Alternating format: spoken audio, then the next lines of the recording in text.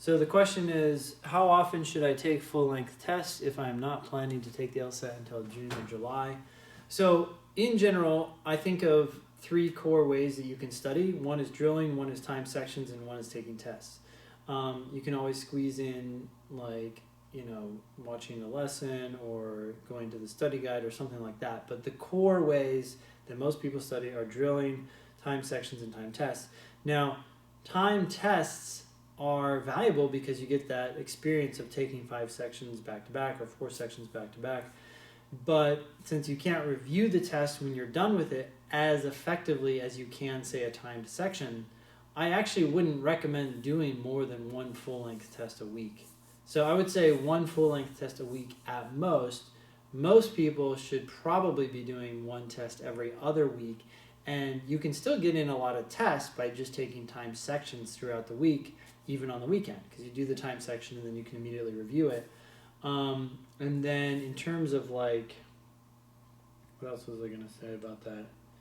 Oh yeah, depending on where you're scoring. So if you're scoring like in the 140s, 150s, taking a test every weekend is even less likely to be a good use of your time. You should be doing a time section and then reviewing the heck out of that.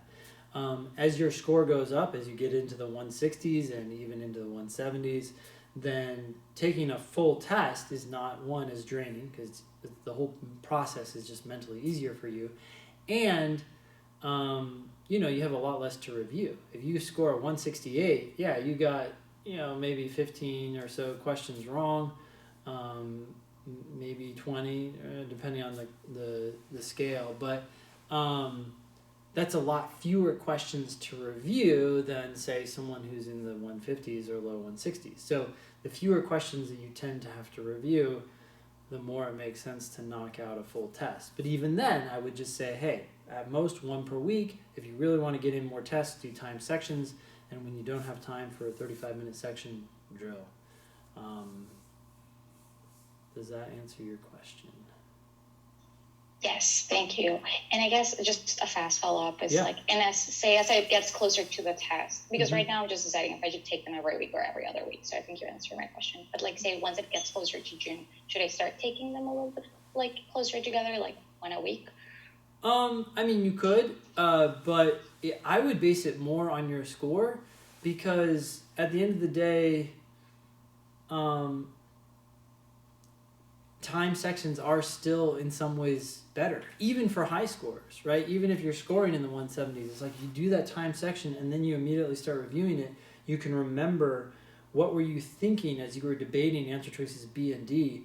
And that kind of review tends to go away with full tests, because people take the test, they're exhausted on some level, and so either they don't review immediately after, or they do, and they're just kind of like, that was 4 sections ago, what was I thinking? I don't remember, D seems obvious now, and you're not gleaning as much from the test. So I look at tests as like a necessary evil. You have to take them to get used to that, like, endurance, but I don't think that they're ideal for moving the ball forward. So, Thank you. yeah. Any other questions on that topic? Okay. Let's see.